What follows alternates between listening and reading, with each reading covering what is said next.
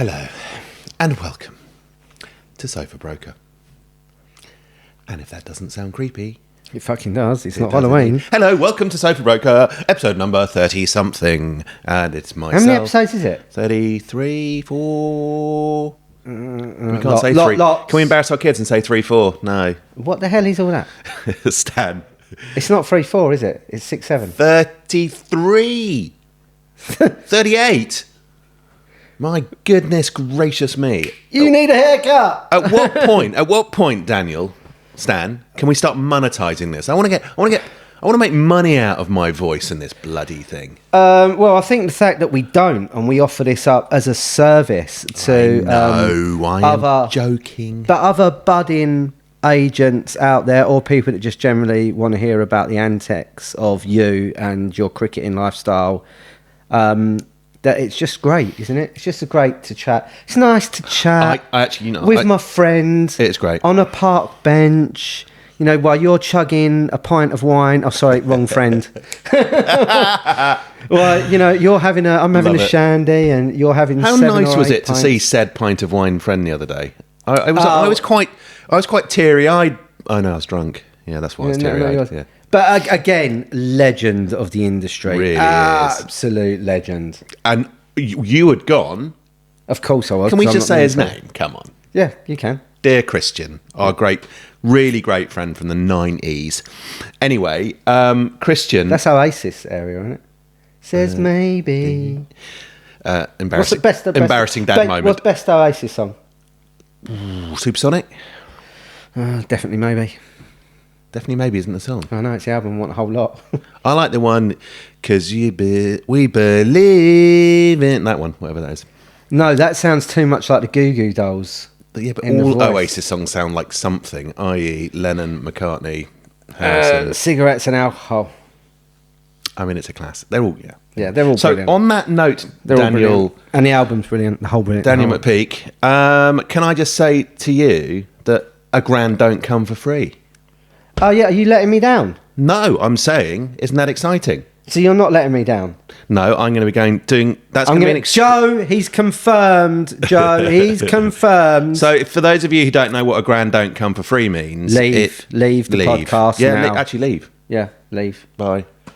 That's it, done. Yeah. A Grand Don't Come Free is the second album by certainly one of Dan's favourite artists, and definitely up there with one of the great artists, poets, whatever you want to call it, of British culture, The Streets, aka Mr. Mike Skinner.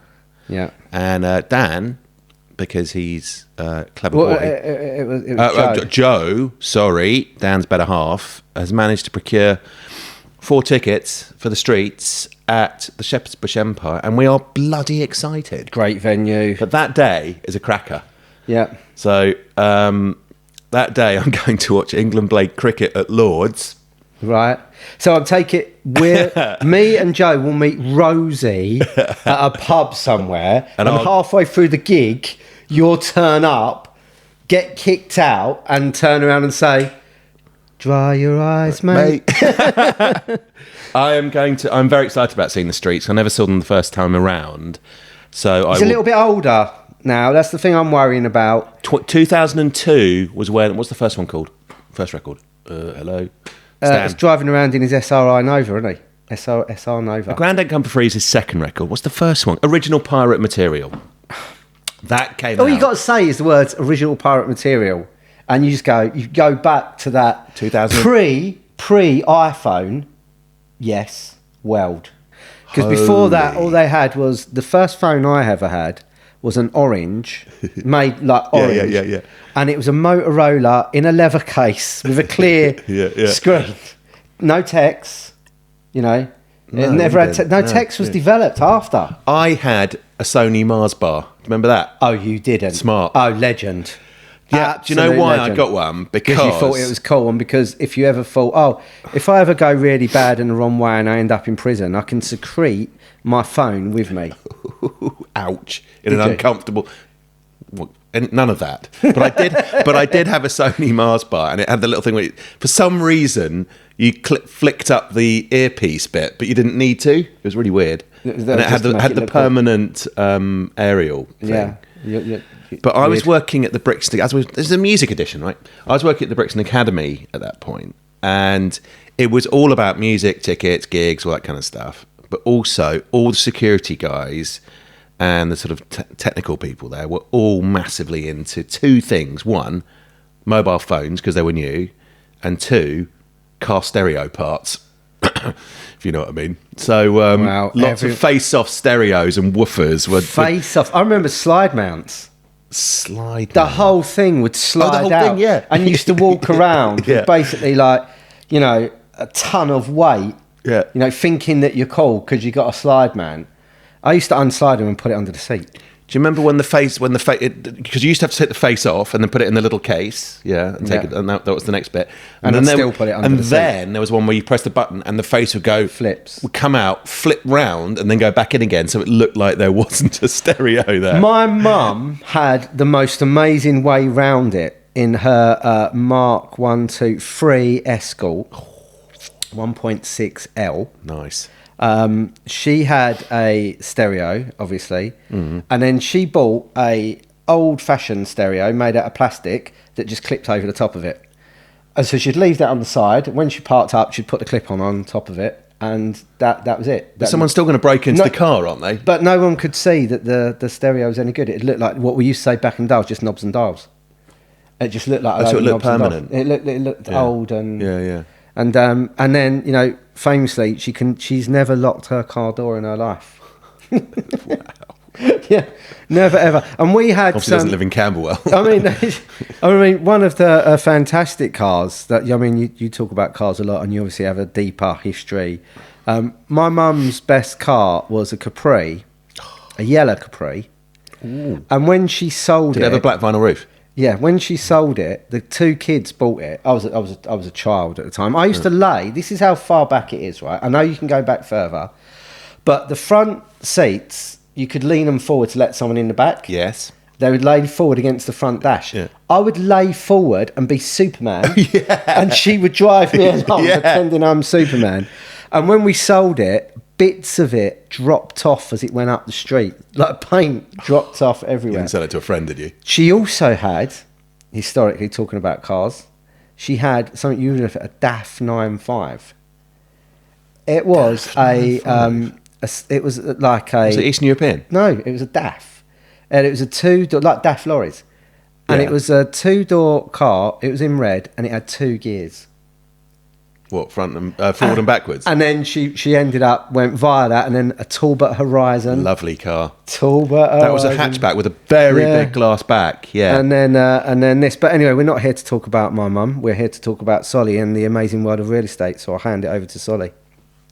And what is happening in the crazy world of real estate at the moment? Crazy. No, the world's... Stuff's happening. I mean... Stuff's happening. Obviously, there are things going on in the world, and we are not here to talk about politics or war because we are not politicians or war people. But what have we got to do? Regardless of what the world is sending us carry our on, way, good estate agents. We've still got to carry on. We've still got to manage somehow to navigate it. Even more why it's important to, you know... If you can't walk to it, don't take it on. Kind of. Well, I've got a couple of things going at the moment. Obviously, you're dealing with stuff out here. I'm dealing with stuff sort of more centrally at the moment. And how are you getting on with any kind of like cool, lofty stuff? Yeah, we got a. I was going to use the word wicked. Then you can use the word wicked if you want. As it's a 90s loft. Mate, you can talk about the streets. You can talk about Oasis. 90s edition. So are you going to do that? I can never. Do you know what? I've got such bad arthritis now. Hang on. Oh, I did it. I knew you'd be able to do it. Man, we got... I really hope my daughter isn't watching this. Yeah. Anyway, we've got a wicked loft in Hackney, your end, and it's super cool. It's really industrial. It's 750 grand for 1,250 square feet, ladies and gentlemen. Wow, that's a deal. In very trendy Hackney. I see Rachel went round there for Rachel did a viewing for me the other day. Video on it. Yeah. I thought it looked... And it kind of collaboration, thank you. Is it a convertible? If it was a car, would it be a convertible? So you imagine this room we're in right now, which they can't see, so I won't bother talking about it. But essentially, it's top floor of a Victorian schoolhouse, and all the light comes in from the top. It's mad. So there's no windows. There's no windows in the main room, which is huge, like a big art gallery. Right. Then you've got a mezzanine, which is bonkers. It's the bathroom. and the bath has a glass bottom. I use the word bottom because if you're in the bath and you're down, someone's in the bath and you're cooking downstairs in the kitchen, you can see someone's bum in the bath. Wow. Proper 90s, noughties loft vibe. And you didn't want to buy it yourself? No. Them days are gone. I'm a bit sensible these days, but I still love a radical loft space, man. You'd have put a nice bit of carpet down, wouldn't you, nowadays? A little bit of carpet. A little bit of carpet, and maybe a rug. Yeah, soften the edges a little bit. But it is super cool. And if anyone's got 750 grand, or as an agent who's got someone with 750 grand who's looking for something cool and interesting, hit me up. We're always keen to do deals. Yeah, so I think that's going well. We've had viewings. The Rachel viewing, that's the key to collaboration. I couldn't make it for whatever reason. It might have been something to do with Christian. I couldn't make it to the viewing. So Rachel, our dear friend and colleague, did the viewing. Obviously was better at it than me. Yeah. And whilst we haven't got an offer, we are having the right kind of conversations. So we started last year. 2025 was, if anyone tells you different, they're lying. Was terrible. Yeah. Proper terrible. This year it started off okay and then has gone proper terrible again, or a lot quieter.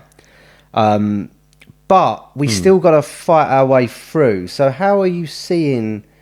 There's no magic wand here. No, I'm not going to say to you, what's the magic sauce to making money in a tetra? So it's kind of. I think it's choppy out there. I think it's the ability. I think you've got to say no to things. The power of F off is very important at the moment from a broker's point of view. And we do on our academy in the online version tell people and teach them how to do. We have a module that is called the power off on our academy because it's so important. You can swear. Can I say fuck off? I don't. Can I say a lot now? That word isn't allowed, is it? What word isn't allowed? You said never sell this word to me. I can't remember what word it was. It's the best. No, you can say it for once. It's the best word, and we know we can't use it. Your dad's allowing you to say it for once. What word is it? That brought up properly, my son. Won't mention it. See. Look at that. It'd be a good. He'd be a good ambassador. He'd be a great ambassador to the States. Hang on a minute. Let's find the other son and ask him. No. Oh, here, Rolls. Where are you? He's at school. Yeah. I hope. So I think it's really if a seller this year doesn't understand what is going on already, and then once they are told by an experienced advisory style agent what is going on. Why'd you go off into that voice, that advisory? Because the word advisor. You sound like someone that we used to work with back in the day that had Range Rovers. I think that he's almost imparted some vocalisation into you. We spent so much time with that guy that, Anyway, and good, great and amazing, guy, genius, absolute genius. He was a genius, yeah. And life moves on. I think it's all down to sellers. We know that. Buyer's market, sellers have to make sensible decisions, and it's how you talk to them about that. And if they're not, if they still think it's 2021 and it's after the the pandemic gold rush thing, then they ain't gonna be selling this year. That's interesting. So it's navigating through the choppy waters. I love a little bit of a choppage. No, I don't know. What the hell is that? But it's navigating your way through, and you're navigating, but your expectations have to be aligned with both sides now. Right, sellers can't be living in the world where it is this and that's it and deal with it, where they want to go and sell at this price and buy at such a reduced price is bonkers. Yeah. So that gap needs to get closer. And buyers are hearing it because it's being told by everyone. It's a buyer's market. That they are king. It's been a buyer's market since 2016. It's been a buyer's market for 10 years.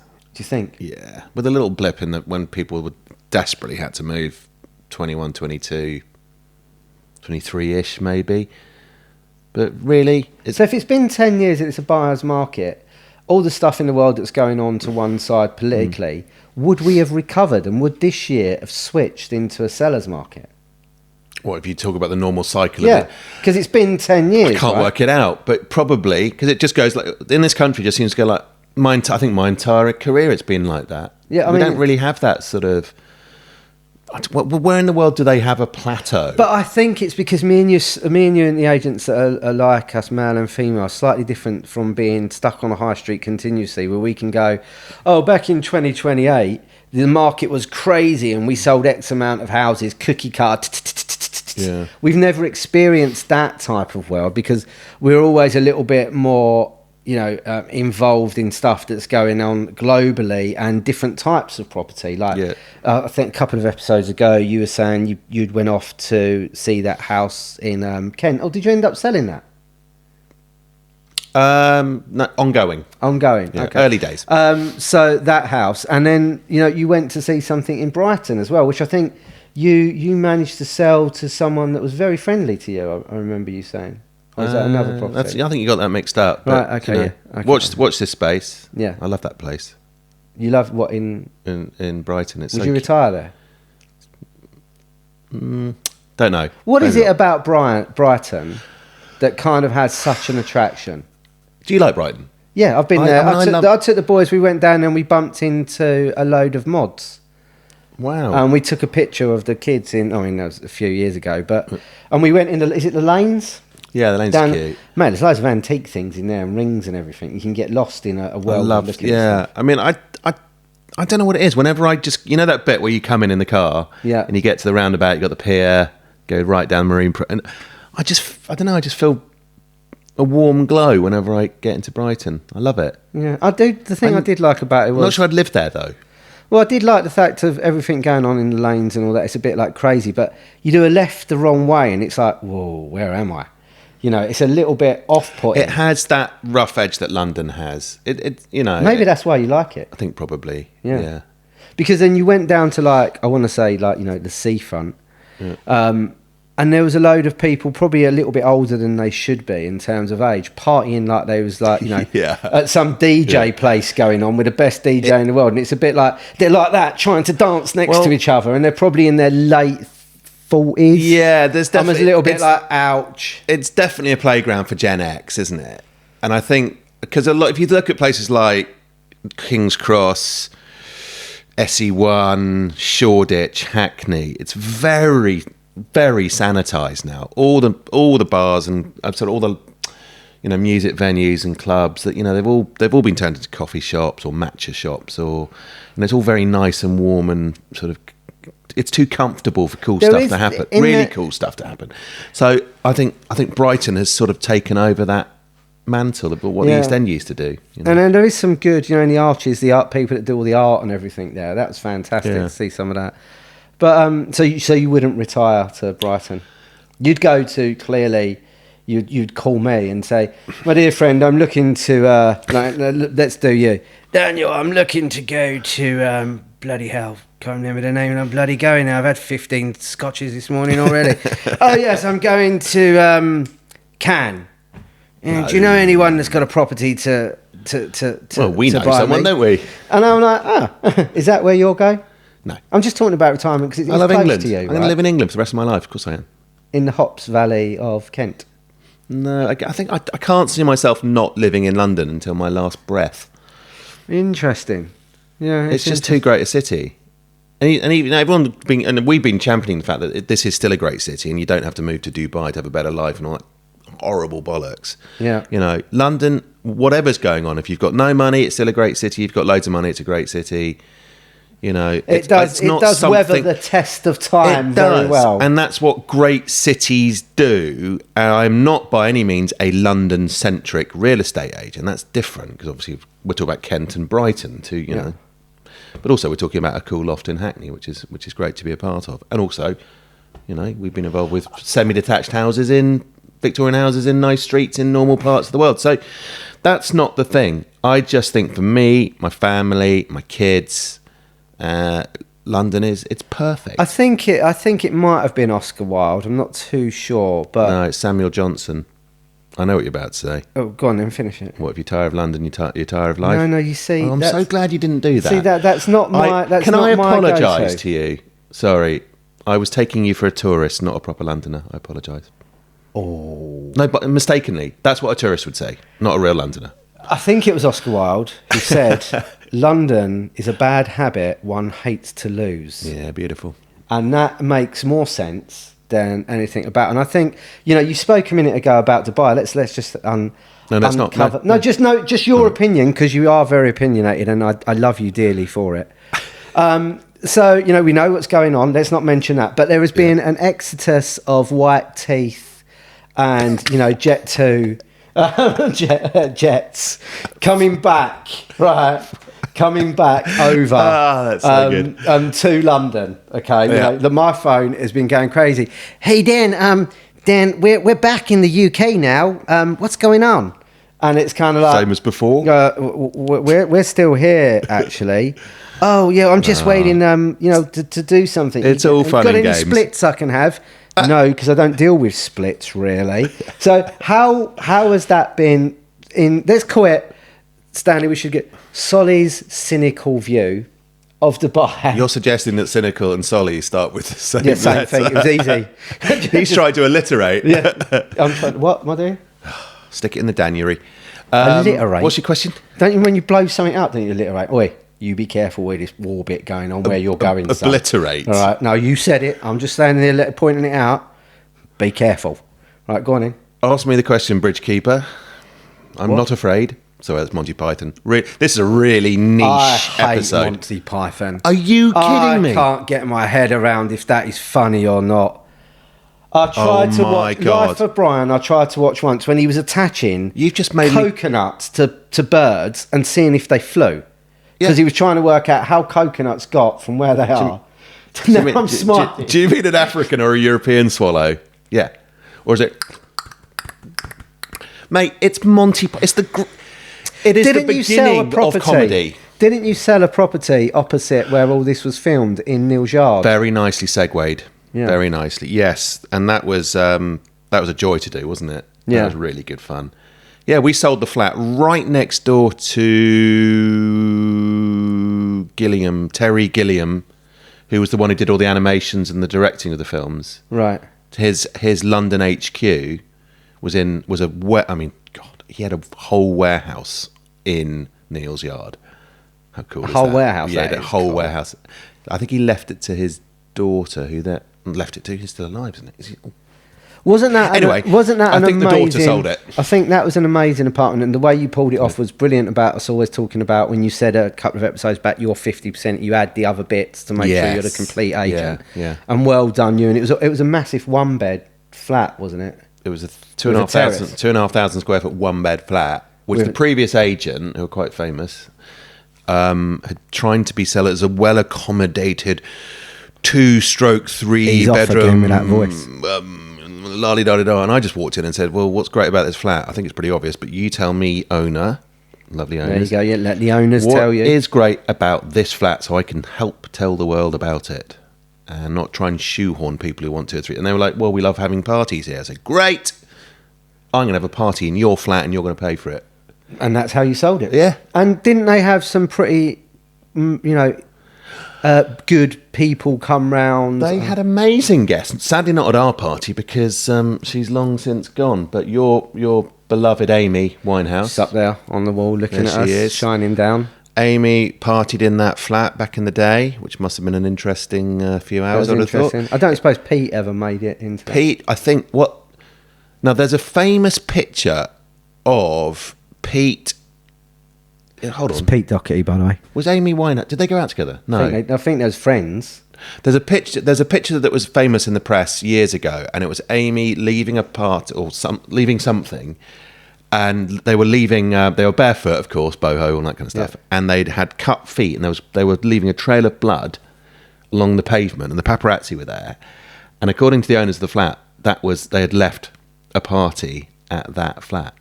Wow, there you go. That's so cool. That is cool. So we're talking about Dubai. Yeah. And remember, I've never been, so I'm not going to pretend I know, and I'm not going to pretend anything about it. But not for business. Yeah. But I had no reason to go there. I couldn't walk to it, so I was never going to sell any property there. And it's too bloody hot. So being you've been there then, and you're an expert then on 10 years ago. But you're an expert because you know 100% more than me. I'm an expert. Actually, makes me more of an expert than some people who are actually agents. Actually still there being agents? No, who are here, but they've got loads of stock in Dubai. So what are we going to do with all them agents? Did people really leave? Did agents, talk about people, I mean agents, did they leave en masse? So yeah, I think it was last podcast, the one before that, we were talking about the whole lifestyle agent thing, and I was having a bit of a go at that whole thing. God, you was angry that day. Yeah, Oh, did you have a hangover? maybe. Did you have a hangover this morning? No. Oh, okay. I just feel a bit croaky. I think I've been in air, 'cause it's been quite warm. I've had the air conditioning in the car. Anyway, that's not the point. Well, hot and Dubai, yes, they do go. They are related, obviously. So I think you're talking about sort of mass exodus of people going there because London's supposed to be awful and the UK's dead and all that kind of stuff. And then people coming back because of nasty things happening in the region, which you totally understand, of course. Does it make a difference? Oh, we see people. I don't think it does, because I think if a lifestyle agent goes from one place to another, it makes no difference to our industry other than social media content. Right. But it actually doesn't affect the industry if they're just doing it as a lifestyle. Here I go again. But what are they going to do? But actually, no. But also, if the one thing I would say is, if you are a lifestyle agent and you're finding that you actually do want to do some deals and make some money, and it's much more fun selling something than pretending to. Yeah. And we know that, because it's a lovely feeling. Yeah. And I think what we could do, if people do want to reach out to us, which they do from time to time, they could do our academy. And maybe, as we've done it before, people have come into it thinking it's a nice lifestyle. I've seen it, selling Sunset, whatever, and I want to do it, and I'll do the guys' academy, and they've come out. Maybe they've gone on to be lifestyle agents, but maybe those lifestyle agents are thinking, I actually quite like the look of selling something. They're more than welcome to come and do our academy, which of course we are now back up and running with, and live with the online one. We're probably going to do an in-house one at some point soon. But yeah, come and talk to us if if you're bored of just ploughing on with social media content and nothing really happening. Maybe we can help you turn that into deals. We're going to humanize. Is that a good word? Can we use that? Yeah, humanize. Yeah. We're going to humanize the real estate marketing from other countries like Dubai to the UK. Can't understand. Well, it definitely needs. But I said something. It's important to say stuff. We talk about that on the academy. But I'm talking about humanising an area, a real estate region. I think that they do need to change the message. Talking of messages, thanks a lot. Thanks for listening to us. This has been our episode of talking about complete and utter bollocks. No, because music's very important. This was Solly's episode to talk about music and stuff like that. Follow us, YouTube, Instagram, Foxtrot. They're there. All the things that are on, and we're on it. He's on it. Stan's on it. Stan's going to be going. Oh no, he's doing this from his room in Durham. So thanks, Stan, for putting this together. Speak to you soon.